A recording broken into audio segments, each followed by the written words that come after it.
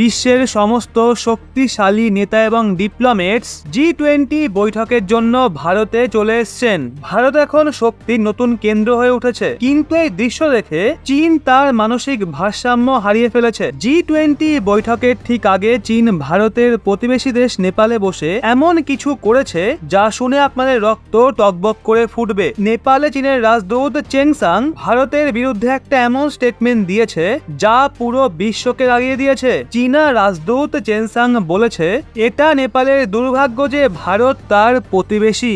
এই চীনা রাজদূত তার নোংরা মানসিকতার পরিচয় দিয়ে আগে আরো বলেন, ভারত একটা বড় মার্কেট, এক্ষেত্রে নেপালের উচিত ভারতের ফায়দা তোলা, কিন্তু ভারতের সঙ্গে সম্পর্ক শোধরানো উচিত নয়। মানে এই চীনা রাজদূত নেপালের কান ভাঙাচ্ছে, ভারতের ফায়দা তো তুলে নাও, কিন্তু ভারতের প্রতি আনুগত্য দেখিও না। চীনের এই বয়ানের পর নেপালে ভয়ানক শোরগোল পড়ে গেছে এবং ভারত সরকারও রেগে গেছে। ভারত সরকার এই পুরো বিবাদ নিয়ে নেপালের সরকারের কাছে জবাব চেয়েছে। ভারত বলেছে চীনা রাজদূতকে দ্রুত ক্ষমা চাওয়ানো হোক। বিবাদ এতটাই বেড়ে গেছে যে স্বয়ং নেপালের মানুষজন এবং অনেক সাংসদ চীনা রাজদূতের বিরুদ্ধে রাস্তায় নেমেছে। আপনারা জেনে অবাক হবেন, যখন নেপালের এক পূর্ব মন্ত্রী মহেন্দ্র যাদব চীনা রাজদূতের বিরোধিতা করে, তখন তার উপর প্রাণঘাতী হামলা করা হয়, তার গলায় ধারালো হাতিয়ার দিয়ে আঘাত করা হয়। মহেন্দ্র যাদব বলেছিল চীনা রাজদূতের বয়ান কূটনৈতিক মর্যাদার উল্লঙ্ঘন, চীনের রাজদূতের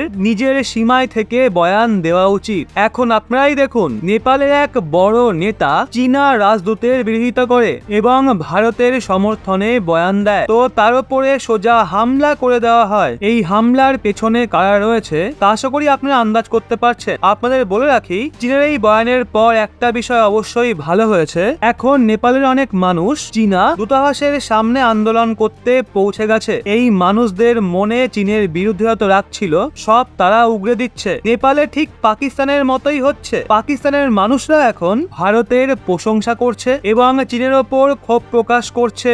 আপনাদের জানাই, নেপালের মানুষজন চীনা দূতাবাসের সামনে প্রদর্শন করে বলে চীনা রাজদূতকে পুনরায় পাঠাও। আওয়াজ তোলা হয় নেপালের সার্বভৌমত্ব রক্ষা করার জন্য, নেপালকে চীনা বিস্তারবাদ থেকে বাঁচানোর জন্য। আন্দোলনকারীরা এটা পর্যন্ত বলা শুরু করে দেয়, চীন নেপালকে ঋণের জালে ফাঁসাচ্ছে।